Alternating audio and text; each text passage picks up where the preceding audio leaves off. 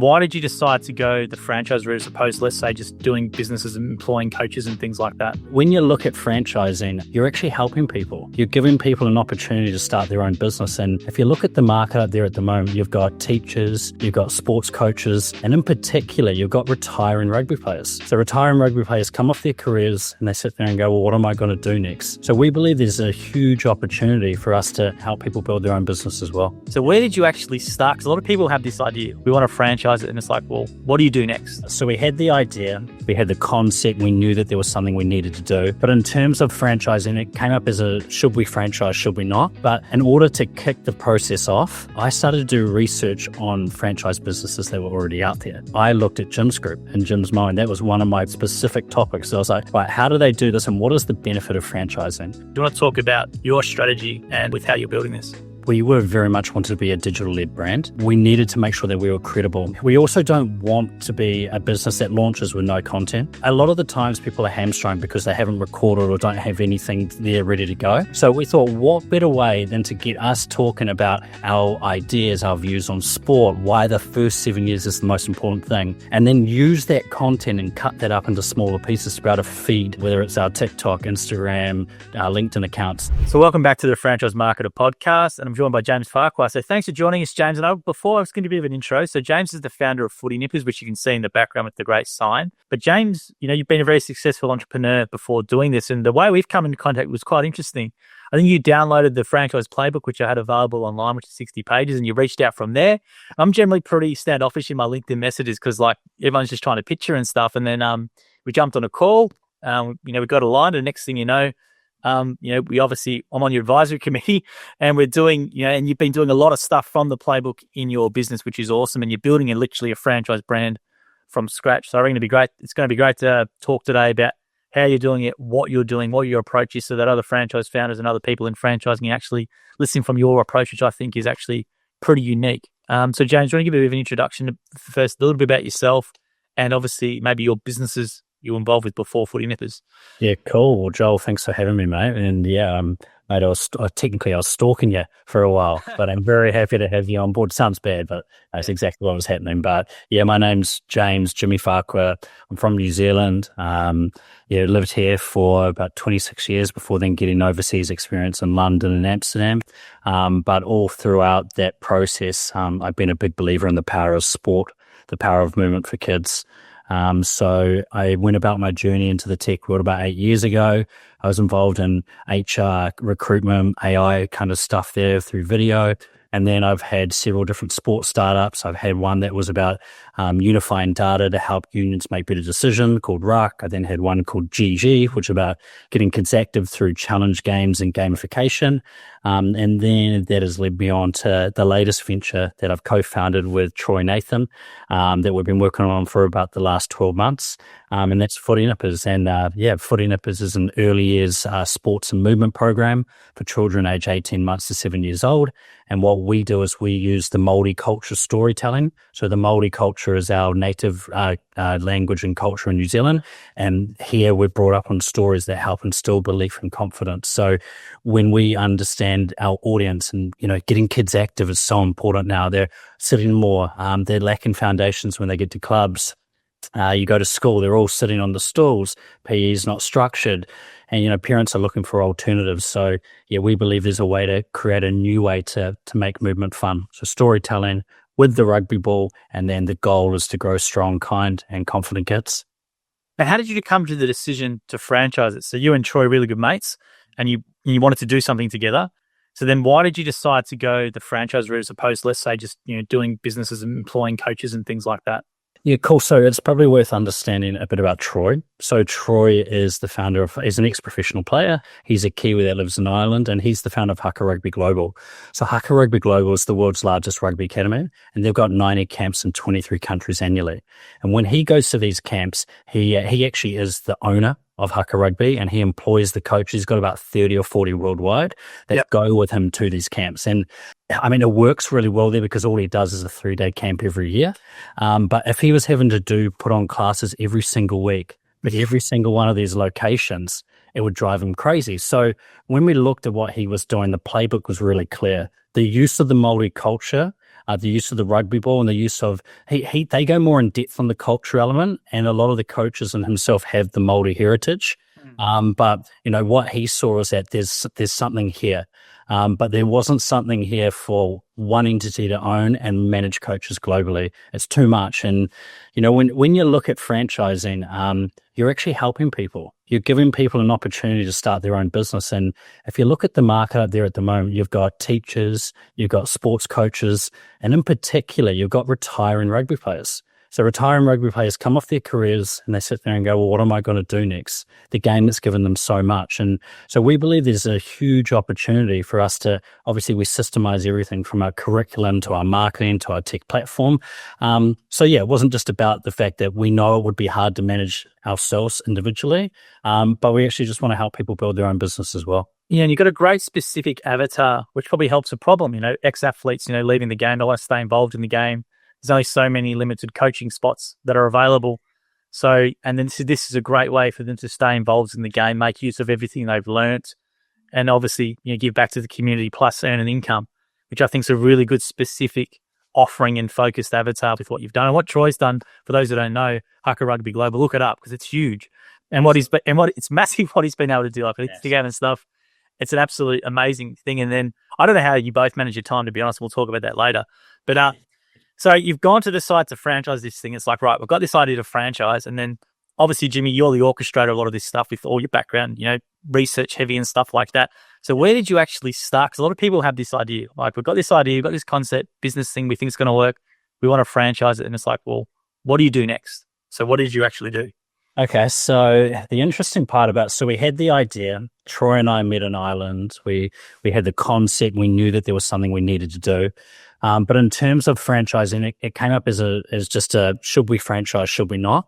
And I explained before probably the reasons as to why we went there, but in order to kick the process off, in all honesty, I started to do research on franchise businesses that were already out there. And this is going to lead directly into yourself because I looked at Jim's group and Jim's mind. That was one of my specific topics. So I was like, right, how do they do this and what is the benefit of franchising? Obviously, franchising has different models, are very franchise fee heavy with lower royalties and the opposite way around. So we kind of knew that there was also a recurring revenue element for us to do this style of thing, which is for me going through all the startup lands and everything I've done, being able to make sure that it is feasible from a monetary point of view, but making sure there's consistent cash flow. It's also important to be able to motivate and keep pushing forward. But I obviously found you. That was the interesting part. And the playbook I downloaded as well. And one of the biggest things that I saw and I completely aligned with was franchising is still very old school. The way people are selling a franchise, you go onto like a Trade Me in New Zealand or a website, you see the franchise ads. And I was like, okay, this is interesting. So then I went and researched in this competition, this space we're in, and I found things such as rugby tots and other football programs. And then I looked deeply into how they're doing it, and I just didn't think they were doing things very well in terms of facilitating, helping their franchisees, use of technology, use of how they're putting their brand out there, how they're attracting potential owners. And I was like, this is the model. This also very much leverages what Troy does through Haka, through the content, and utilizes my experience from building startups as well. So, I think the biggest thing for me is I love helping people. I always have. Like, I get more kicks out of giving someone a present than receiving it. And it's a similar style of thing with franchising. So, yeah, we knew the idea was right. We didn't want to own it ourselves. We love the concept of franchising and then also understanding more of it through research and the playbook. Yeah, the playbook is awesome. If anyone listening to this hasn't read your marketing playbook, they need to. It should be step number one. No, thanks. Appreciate it. But yeah, because you guys as well, you're starting with a really good, I want to talk now about the content base because you guys have started doing a podcast, which I'm really big on, right at the start of the journey. Like I think you've got guys interested in stuff, which we'll talk about later as well, but you're doing now a weekly podcast, you and Troy, you're building a really good library of assets for ready to go. Like that's getting indexed and stuff online now and you're using, but you want to talk about the content approach with what you're doing because I agree with you. Franchising is completely old school. Everyone does the same sort of stuff every now and again. Whereas you've got an opportunity now, you can control the media yourself. You've got your own social accounts, you've got your website. You can drive traffic to that. You can do your own content and do your own ads and stuff. And that way you don't have to rely on brokers or websites for leads and things like that. So do you want to talk about your strategy and with how you're building this? Yeah, sure. So we were very much wanted to be a digital led brand. So when you think about who our audience is, our audience are parents with young kids. So they need to feel safe. They need to understand who Footy Nippers is. Who are the people that are running it? Are they credible? Do they have the experience? So in particular, when you're dealing with young children, you need to make sure you're hitting those nails on the head. So for us, we knew, and obviously seeing podcasts and the things that you do, that we needed to make sure that we were credible. Now, a lot of the times when I think about starting a business, and I've started a few, some have failed, some are still there, and Footy Nippers is obviously the one we're on now and the most exceptional one, in my opinion. We have a lot of experience in this realm. So I've been involved in the sports tech element and getting kids active for a long time. And Troy, he's coached more than 20 to 30,000 kids globally. So he understands how to do it in different cultures and different levels. So why couldn't we get our expert ideas and opinions and put it together into a consumable piece of media, whether that's on Spotify, whether that's on YouTube? And the idea behind it is we also don't want to be a business that launches with no content. So a lot of the times people are hamstrung because they haven't recorded or don't have anything there ready to go. So we thought, what better way than to get us talking about our ideas, our views on sport, why the first 7 years is the most important thing, and then use that content and cut that up into smaller pieces to be able to feed, whether it's our TikTok, Instagram, our LinkedIn account. So we knew that this was the start of creating the engine we need. And then very soon, we've just recently done our pilots, which were a huge success. We're now capturing more content, so we'll layer on different pillars. Our buyer is digital first. Now, if we were doing this 10 to 15 years ago, I wouldn't say that is the case, but the parents are now on TikTok. The parents are on Facebook. So if we don't present our brand in the digital first light, we've already lost them. It's like going to a good example I use is, when I was looking for funding for my last startup, GG, if I went to an investor website and it looked like a dinosaur, I'd just go straight out of there. I wouldn't stick around. So for me, I have the same opinion with, if I'm a parent, am I going to trust this brand? So very, very important how we position ourselves there. I'm just saying, a lot of parents like to reach out to a Facebook page or Instagram account and ask questions as well. Happens with a lot of our home services here, like Dog Wash is a great example. 99% of the franchisees get work from Facebook groups and from mothers groups and all that sort of stuff directly to their page. So, but as well, with what you're doing too, I think your guys are really consistent. Like I can see stuff coming up on my feed all the time. And the great thing about it is you're building, you're getting your impressions, you're racking up those views. And even if people don't like or comment on stuff, they know you exist for one. You're building trust piece by piece and it keeps coming up. And I think that's the really big key. Have you had anyone reach out to you based on your stuff that you've been putting online? Yeah, we have actually. Yeah. We've had, so obviously Troy in particular is very connected in their rugby space, but a lot of people that have reached out to us have seen our content, but have been connected through Troy. Now, they wouldn't have even known to reach out if they hadn't have seen it. But the idea behind it is obviously being able to leverage and utilize connections to get off the ground, especially for our first founding franchisees, is ultra important because they fly the flag. It's super important that, the way they present the experience aligns with who we are. But very soon, there's going to be a point where, you can't just rely on your connections to keep building franchisee numbers. And based upon, obviously, the content we've got, based upon the good experience we're going to put on, and we will have that bank and that foundation to rely on so that when someone comes in, they go, oh, you know what? This is great. I can watch 10 of the podcasts. I can consume this content. And just like you've said, by the time you get on a call at gyms, they've already probably 9 out of 10 made their decision, right? It's already, I'm already into this. So the call is therefore about converting them. So we're definitely getting the inbox outreach to us. People are coming in and going, hey, what's this all about? In particular, we had a gentleman in Italy reach out to us the other day.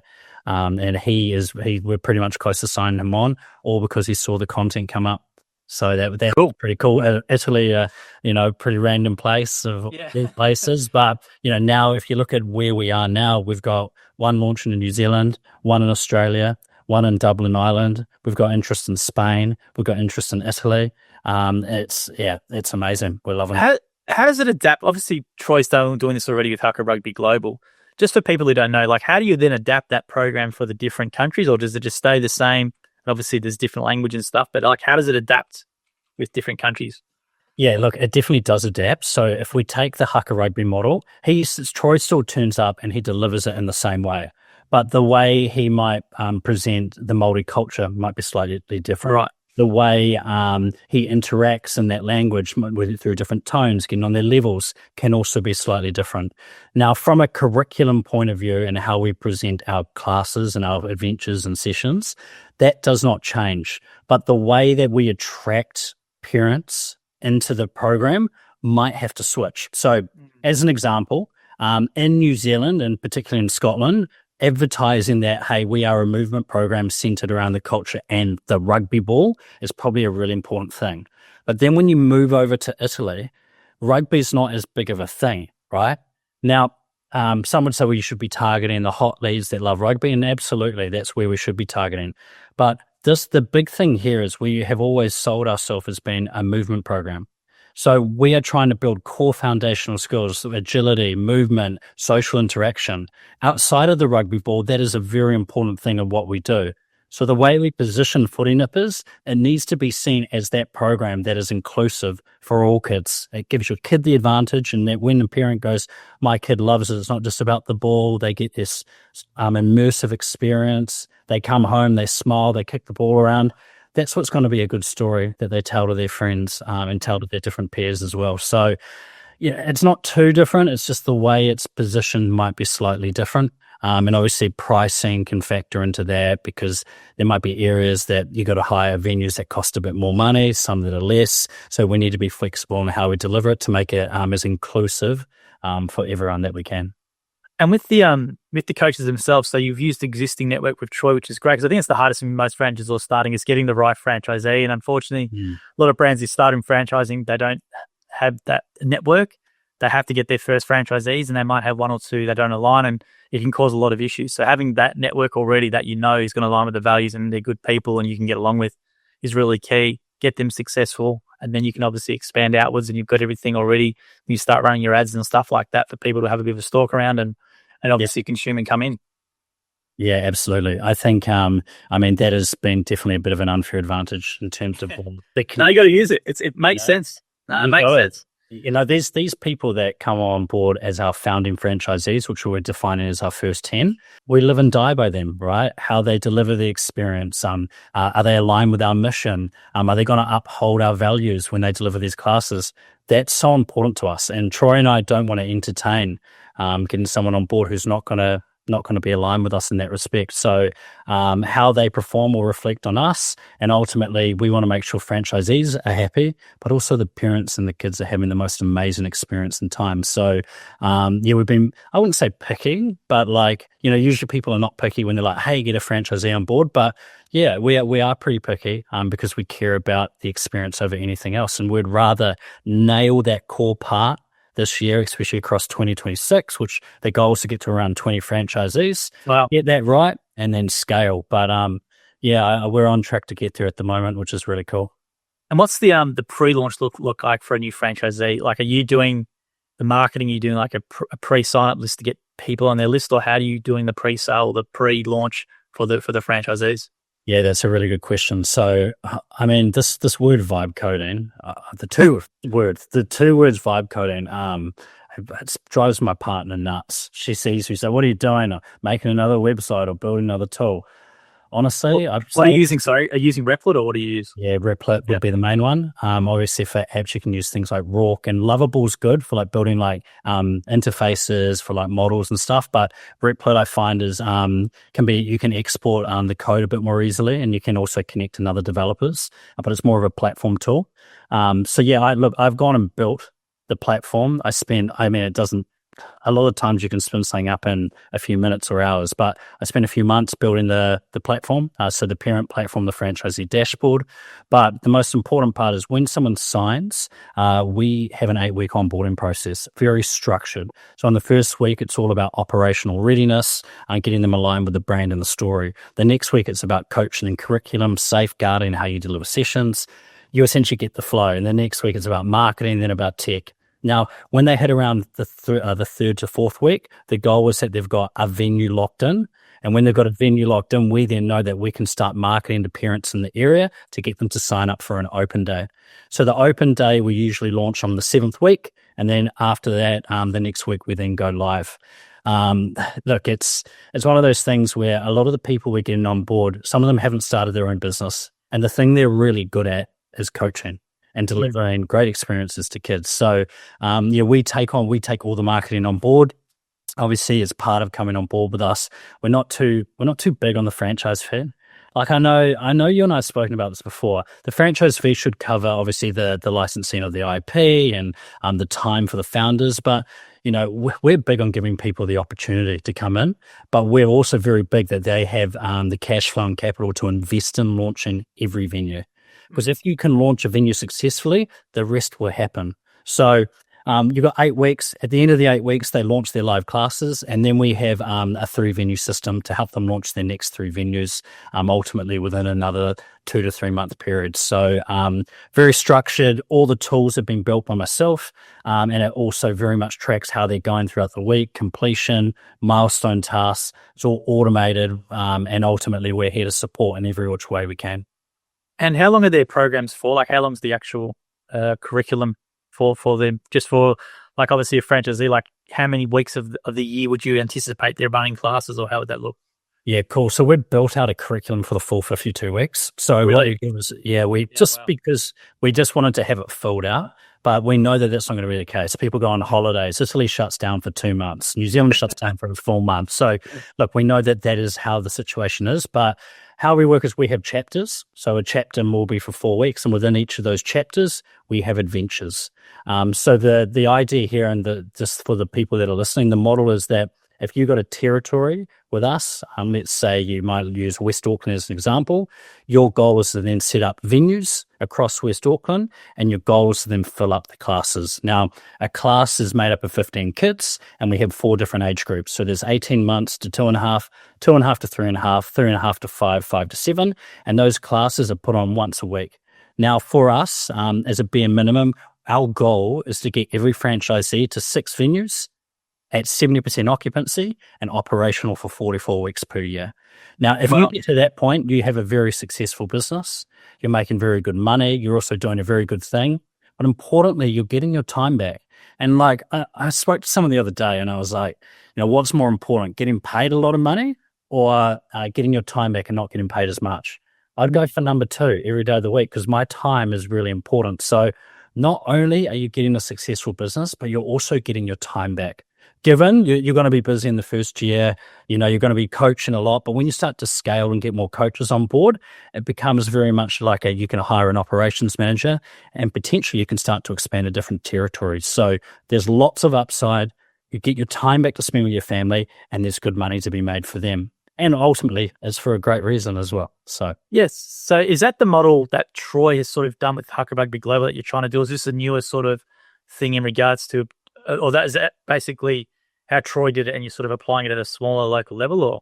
So not necessarily. I mean, it is an extension of Hucker Rugby. There's no question, because all the insights, the use of the rugby ball, the culture was how the idea was there. And ultimately, when they come through Footy Nippers, they will then be able to filter into Hucker Rugby. Okay. And that's the way we see it. But in terms of how it's operated, it's completely different. Hucker Rugby runs 3-day camps, and the kids come for around 4 to 5 hours every single day.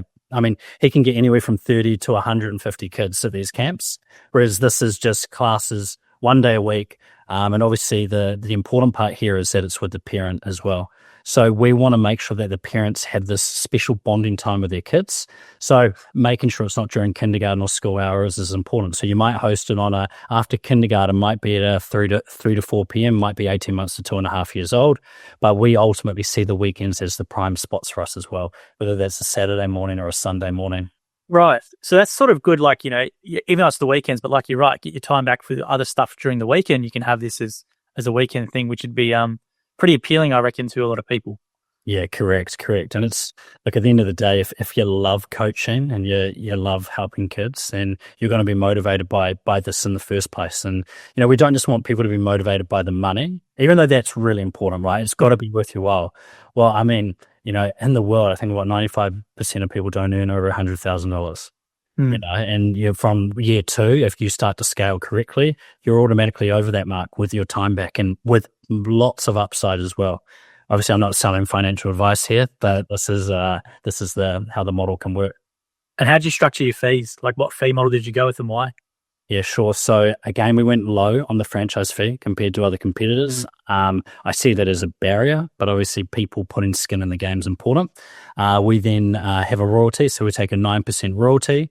On top of that, there's a 2.5% marketing fee. So the marketing fee is collected and we just reinvest it back into your territory, or we hold the money until we see potentially a dip in a venue. So let's say your venue dips down to 60, 50%, we can then reinvest and get more customers coming through the door. And then we have an IT fee of 0.5%. So all in all, those are the fees that we collect. And yeah, especially the marketing IT fee, it goes directly into obviously servicing the things they use on a day-to-day basis. And then, there's Stripe, which adds 3%, which is criminal, might I say. Stripe is such an amazing tool, but 3% on top of that is crazy. So, those are the fees that come on board. And look, I think at the end of the day, the idea around the royalty is that it just helps us grow the brand, present the brand in a different light and scale, because if we can scale successfully, everyone within our network is going to win. So, and what...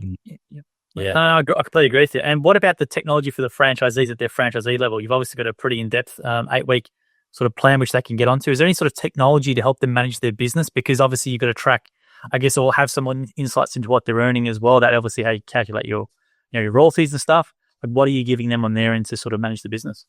Yeah, cool. So we have a full-fledged tech platform for franchisees. So when you come in and book a class as a parent, obviously you can do that and have logins and managing your kids. You then have a franchisee login, so they can obviously track how many kids are coming, how many credits have been attributed to them, which is how they generate their revenue, occupancy rates, launch new venues, give feedback to us. It's all built onto the same platform, but we're very heavy on data. So we want to understand very clearly how things are going from an HQ point of view. So let's say franchise, we'll use Christchurch, north of Christchurch. One of the venues is starting to dip. We want to be able to step in as an HQ and go, okay, look, this is dipping, what's going on? Because I find a lot of the times people in the franchise business are going, you paid the fee, here's the curriculum, here's the onboarding, off you go. And you would have seen that, in a lot of them. But the successful ones, like your Success Tutorings and with gyms, they are very much supporting the whole process. They are, as Jim says, he's got his email and phone number and a lot of things. You could just call him and have a chat. And I love that. And that's the type of franchise HQ that we want to be. But yeah, all the platform is constantly developing. AI is allowing us to implement changes and features at alarming rates. So I think it won't be before too long, the platform that is great now will just be on another level, and we will innovate based on the feedback we constantly get. And you built this all on Replit? Yeah, I did it all. I should do it. That should give you something, because it'd be a great case they can use in their website. Good backlink for you as well. But that's what they should do, because it's I've had a look at it, pilot-Footy Nippers Replit app. And having a look, it looks really, really good. It's amazing. Yeah. Mate, it required, obviously I've been in the tech game for a while, but I'm not a developer. I understand the logic of how things should be built because I'm project managed as well. But it's not rocket science. It requires patience. It requires you understanding how things should be built and building foundations and the architecture of it. But it's really rewarding. And, what I've done and built, it's probably would have cost $400,000. Just 4 to 6 developers. You need to spend 6 months. You wait for an MVP. A lot of the time, your MVPs, when they come back, are skeletons, right? And there's this whole thing, and I was guilty of this at the very start of my journey. I'm like, it's not ready. I'm not going to launch it. It's not ready. As soon as you've got something that can be shippable, you should just put it out there and see what happens. But in this world of franchising, we have multiple user groups to deal with. We've got franchisees, we've got coaches, we've got HQ, so we need admin rights to be able to come in and assist and deal with credits and stuff. You've got parents and you've got kids. Now, the parents and the kids are the same thing. So you've got 5 different user groups. It's not like you're just creating a platform for people to come on and, buy a T-shirt and off they go. It's very dev heavy, but AI... it's been a game changer. Eh? So that front end I'm looking at is obviously Replit, and obviously what you're saying, the back end, the dashboard, all that stuff was Replit as well. All Replit, yep. Wow. And a lot of the times, to explain the process of how I do it. So it's very important to have the right prompts. And as we know, with if you're a basic user of ChatGPT or Claude, you'd come in and go, hey, can you help me and tell me what this is? But if you were smart, you'd go, hey, you're a legal expert. You understand franchising very clearly. You understand franchising in New Zealand. Can I please have your opinion on bang, bang, bang? So if you do it that way, you get more structured answers. And the same thing applies when you're using the agent on Replit. So I would be using ChatGPT. I would be understanding the structure of what I want to build. And then I would take it in chunks and go, right, this is what we're going to do now because this is, we need to lay the foundation. And then I'd draw the prompt from that. Now, when it comes to testing it and what happens there, it's up to me to then go, yeah, I don't like this and move it around. But 90% of it is done from your prompt. And then they just go and do it anyway and through the agent, through Replit. So I'm like, yeah, it's time consuming. It can be, but, testing an MVP now, anyone can go and start a technology business. It is, it's bloody easy. I was going to swear. I'll say that. No. I'm listening now. Like, it's a great looking site and really clean. And obviously you got the back end infrastructure, which you've done fully with that. And yeah, I think you're right. Because I teach AI in training. I always say to people, speak to it. Like, you're going to have far more detailed prompts if you speak to it. Ask for the outcome, ask for what you want it to achieve, all these sorts of things. And you're right, people just do short prompts and get a really general output and think it's rubbish. But yeah, the more detailed time with. But I think with what you're saying, from what I've heard anyway, as you said, it can be time consuming, but taking it, make sure, add one feature at a time, make sure that's what you want, then go on to the next feature, test and make sure that works, then keep going and have a really good products requirement document at the start, which you can obviously use Claude code, whatever you want to get that, and then away you go. But from what I'm seeing here, plus you've got the back end, it's quite amazing because I presume you're on, what subscription level are you on with Replit to do this? I think it's the one that I get charged around $90 US a month. Whatever. Pretty good. Yeah, pretty good. And obviously I'll go over the credit, so I need to purchase quite consistently, but I'm also running several other ones on there. So like I built a territory tracker. So one of the things I want to know is how a territory is going to perform based on population. And then we have certain rules. So what is the capture rate? What is the affluence of the area? So I can plug data in. So I go to Perplexity, I get information on certain areas. I plug the data in here. Then when I plug it in, it gives me very clear indicators as to what is achievable within this territory. Now, obviously, you need to make sure you've got someone who's motivated, someone who can be an owner and is going to push the envelope there. But you need to make sure that you're giving them the best chance of success. So on there, we can track how many kids they need to be successful, what is the earnings on both sides of the coin for the franchisee and HQ. But I just went and built that because I'm like, oh, I need that. I'll just go and build it. And so I've got that. I've got obviously the onboarding tool, the platform. I've got an idea for another thing very soon that I'm going to do. So it's just streamlining it and it's creating efficiencies across the board. Yeah, I started with Replit originally, and obviously Lovable's got really good marketing behind it. So Lovable's sort of paying all these AI influencers to do stuff, and I think people forget about Replit. But it's great to hear and see what you built with Replit. It's quite amazing. But real quickly, I just want to talk for people, even though it's not franchising, but vibe coding and what you said, then I think people have all these ideas. So, right, you've got this idea for this territory tracker, what you said. Is it then going to ChatGPT or to Claude and saying, look, I need product requirement documents. This is my idea. Give me the features. Ask me any questions you need before proceeding. Go back and forth with AI and have like an interview, I guess, in a way. Then you get a really good PRD. Is that something then you then upload into Replit, or what's the actual build process to start this?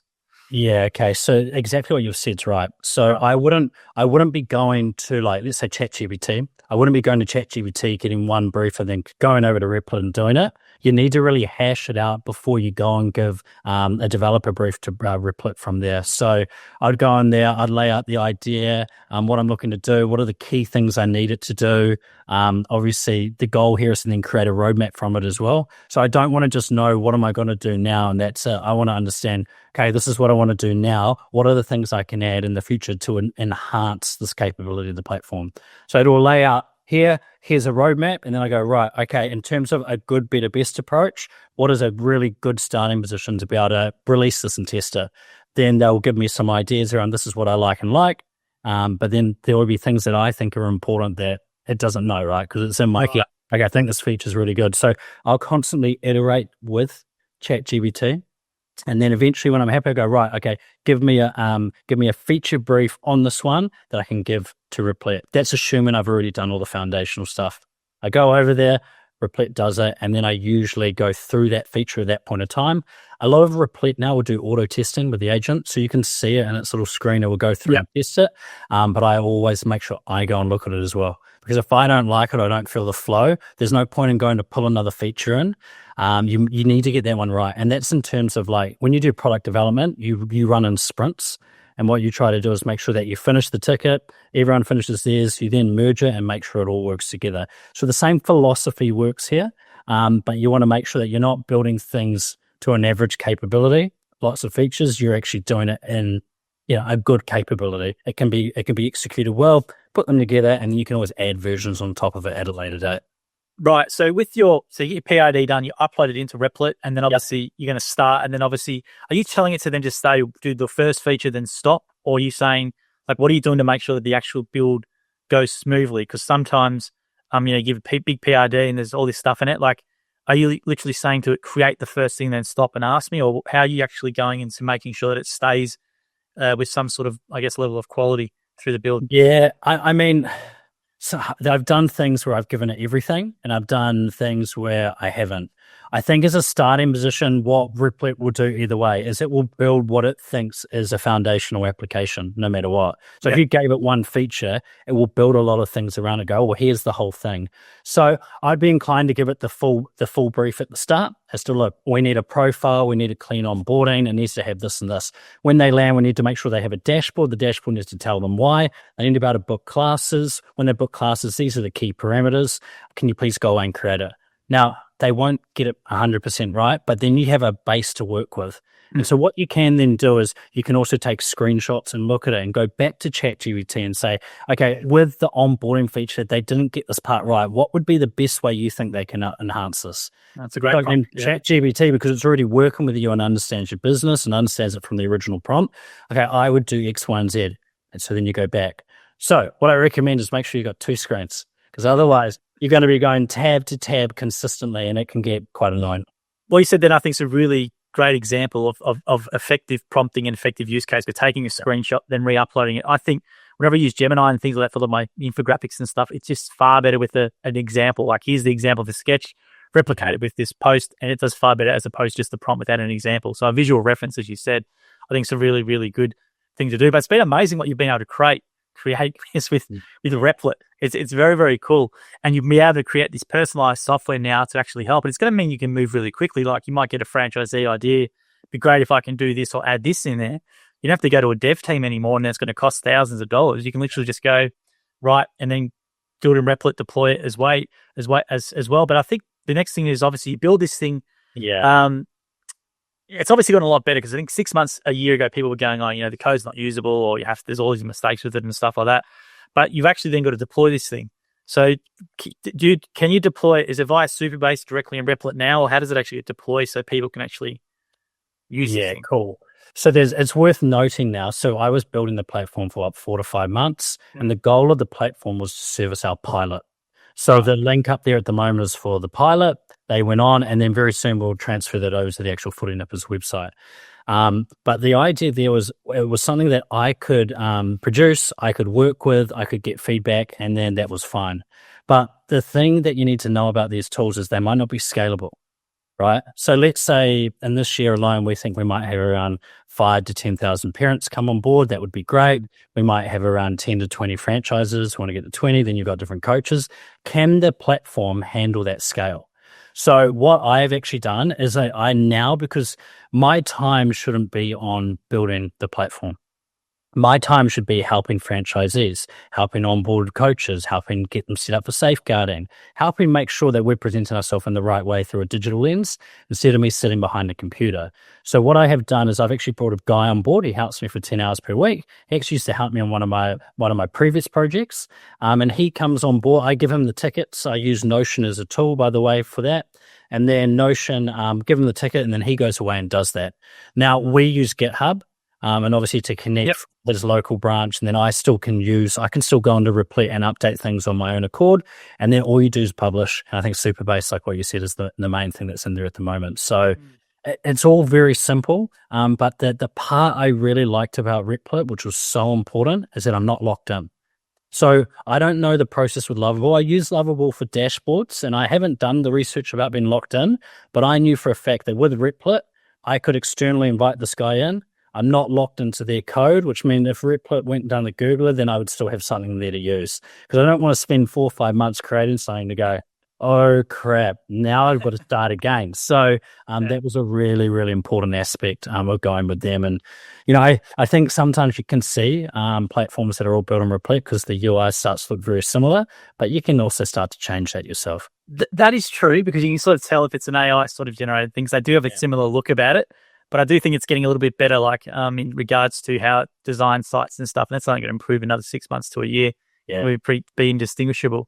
But I think the great thing what you said is franchisors or franchisees or whoever's listening to this, you can have a tool like that and you can basically do what Jimmy just said, and then you can have your own customized solution to whatever problem you've got. And then probably a lot of franchisors, sort of ideas are ticking, and they probably pay a fortune for SaaS with a whole bunch of other stuff, and they can do it themselves now. There's no more you need to get developers or anything like that. You can pretty much get a working, functional thing what you've done, and you're actually deploying it in your franchise system, which I think is the key to this.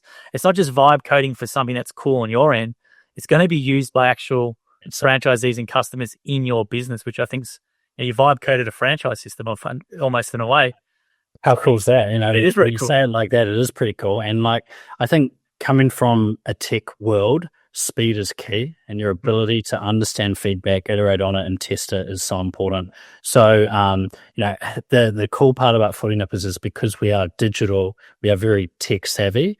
Our ability to move, change, update things is unbelievable. So we pride ourselves on that, and that means that if we get feedback from a franchisee and we get constant feedback that this thing is happening, for us to go and do it's really easy. Whereas before you'd have to go to the backlog, do your product meeting, put it in the sprint. The sprint will run for about 2 weeks. Then you've got to wait till the end of the sprint to test it. Then you've got to test it internally. And then you could be 2.5, 3 weeks. Yep. Whereas now, probably do it in a day. You could do it sooner than that, but obviously it's about prioritizing what's important. So, we are, I don't want to say it, but we are the franchise of the future in terms of how we're using digital tools and how we're presenting ourselves. We're a big part to play in that is learning from yourself. So I'm very well, it's amazing. You've done the modern content approach, which I think, which is great. And you're doing the modern approach to technology, which I think is great. And I think this is a really good example of where franchising is heading from the start. And I think franchisors and people listening to this, I was laughing in a way in my head because I've been a part of those sprints and stuff with our Jimbo app, and I'm in all the IT meetings, and it's exactly what you said is what happens, and you got to deploy it and test it, and you got to wait, and we can't move quickly at all. Whereas with your system, what you've done, you can literally move within a day, and you can deploy a new feature within a day doing it. It's insane, the speed of it, and it makes a better franchisee relationship too, because if you can deploy a franchisee idea which you all think is good, then within a day it's added to their dashboard next time they log in. What does that say to the franchisee? It's an amazing thing to have. 100%. And look, I was listening to something on Spotify the other day. The only things that matter are new franchisees and making the current ones happy.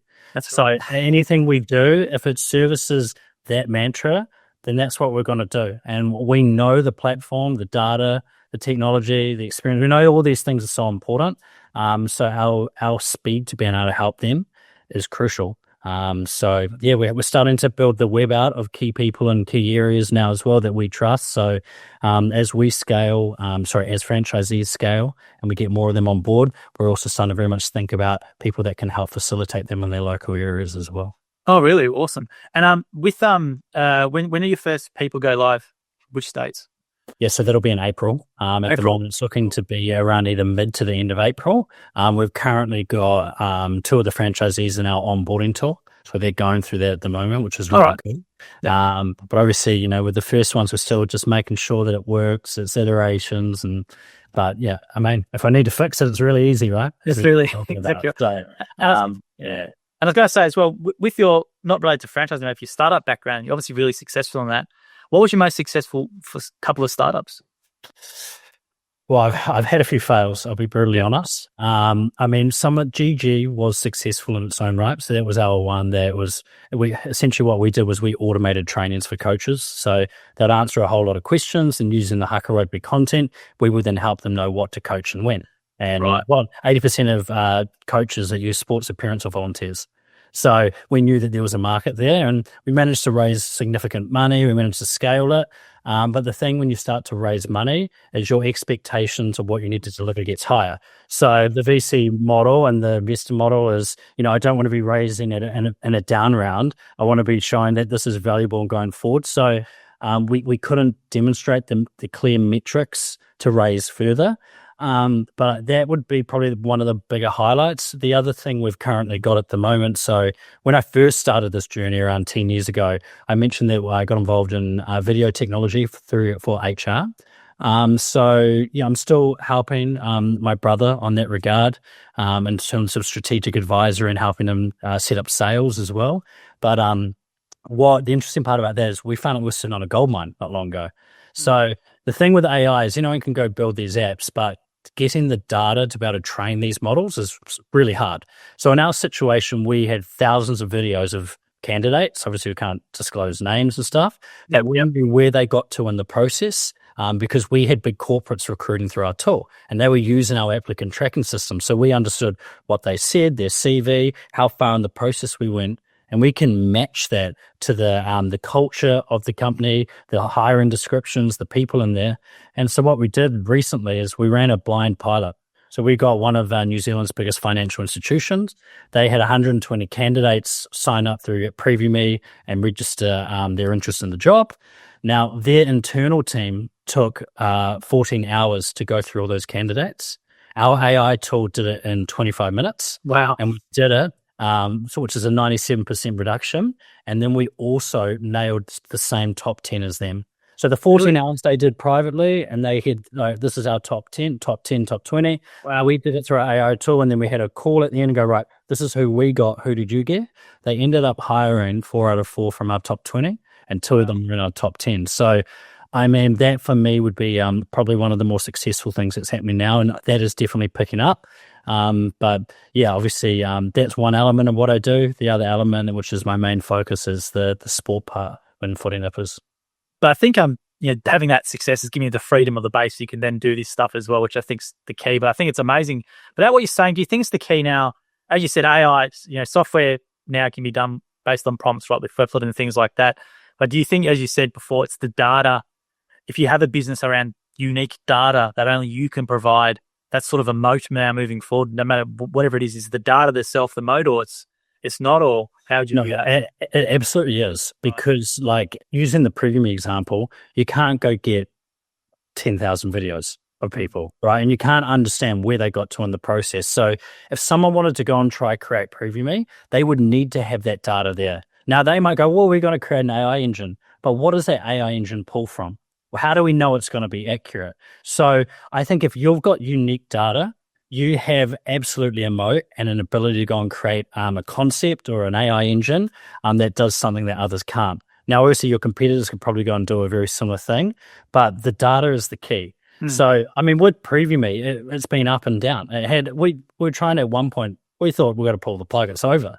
And then AI popped in, and we're like, hold on, there's something here to know. So, there'll be clear data sets in different businesses that it's just gold that they need to be able to use. And I think whenever you meet successful startup founders, there's always a lot of failures as well. So what did you learn from those failures to help you with, your businesses moving forward? Yeah, cool. So I think obviously GG is one of them. Ruck is one of the ones before. For me, I would say the biggest thing here is who you surround yourself with. There's always this thing like, no, I'll just go and do it. But I like to use the analogy of like an athlete, right? Top level athletes have coaches because they need some way to deliver, to extract the best value out of themselves. And they need to be able to do it in a short amount of time. Now, when you think about businesses as well, capital is king. And a lot of the times you're going to run out of it. Now, the way to avoid mistakes and speed that process up is go for experience and people that can help you in your journey. So if we use yourself as an example, I knew that our content and digital brand strategy was so important. I know that having experience with someone who's been in the franchising world for 10 to 15 years was so important. So for me, the big thing there is team, absolutely. But the other thing is, don't be too picky about what you release. I spoke about that earlier. So being able to test and iterate as fast as possible is so important. And now all you got to think about is AI. These tools, Replit and Lovable, you can test things really quickly. Go to a Reddit group and go, if there's a Reddit group of a core group of people who you believe would like to test it, build something, go drop it in there and see what they say. You might be surprised. So you're making sure you're lean, making sure you're fast and you iterate, and you also do that based on feedback, but making sure you've got the right people around you as well. And, you know, in any business that I've built, I've always built the advisory board, and I've had people from head of product Apple to the ex-CFO of Adidas worldwide. Really? Top level startups, yeah. And how do you get those people then? Is it just a LinkedIn thing, or how do you do it? You just got to put yourself out there, and it's connections, right? So sometimes I'll know someone who's spoken about that person. I'll be like, hey, would you mind connecting me with them? Now, this doesn't happen overnight. Like, the person doesn't go, hey, usually I'm going to be on your advisory board, off I go. You know, they need to understand who you are, and you need to know that they align with you. So a lot of the time, especially with a gentleman called Robin Stalker, so he was on the board of GG. He was the ex-CFO of Adidas for, I think it was like 15, 20 years. He was a Kiwi. So there's already a bit of a neutral understanding. Okay, you're a Kiwi, I'm a Kiwi. But, you know, it took like 5 or 6 calls for him to believe. Like, he believed in me and what we were doing, but whether for him was, could he add value? Did he see the mission? And the big thing was about getting kids active, which is something he aligned with. So, you know, throughout this journey, you know, you had these fails, but you just never stop learning. And the way I always picture it is, think of like a graph, right? The graph will go up and down like this, but if it's on a bit of an angle, that's where you want to be. So you're going to have highs, and the highs are going to be amazing. You close a deal, you do something amazing. The lows are shitty, to be brutally honest. Like, you feel alone, and you have times you're like, why am I doing this? But, you know, through all of this, as long as that curve is going slightly upwards, as long as you're getting something out of it, whether you're learning, whether you're being successful, whether you're building great relationships, you know, if those things are happening, then you're still winning. And ultimately, maybe you've done something that is not going to be the thing that propels you to the universe and makes you be successful. But, you know, I would have not been able to start Footy Nippers without the connection with the Troy, without my knowledge, without going through that process. I mean, shit, do I wish it happened earlier? Of course, but this is the journey, and it's not a sprint. You know, it's about going on the journey, being part of it. And, you know, I'm 35 now, and I'm excited with where I'm at. I've just had a baby, so I've got a new release in life in that regard. And yeah, I'm just in a happy place with where I am, and Footy Nippers is just giving me everything I need as well. So it's so exciting. It's great, mate. Well, I think it's a great note to end on. So where can more people find out more about yourself and Footy Nippers? Plug yourself. Yeah, cool. So at the moment, the best channels are going to be on LinkedIn. So go follow us there. YouTube, we upload our podcast on YouTube every week or bi-weekly. And obviously our Instagram channels as well. We're all over social, but very soon when we do release our first classes, you'll be able to go on through those channels to our websites and start to book your classes. Whether you're a parent or if you're interested as a franchisee, just reach out to me. I'd love to have a chat with you and tell you about what we're doing. Awesome. Well, thanks you for your time, Jimmy. It's heaps of great advice. Like, you know, I think it's probably the first interview I reckon it would be worldwide where we talk about vibe coding a franchise, to be honest. So it'll be a world first for people who've listened. So make sure if you like it, leave a follow, like, and comment, all that sort of stuff. But thank you for your time, Jimmy. Really appreciate it. Yeah, thanks, Joel, and I appreciate everything you're doing for myself and Troy. And the content you produce is educational every day. So thanks. Thank you so much for that. I appreciate it.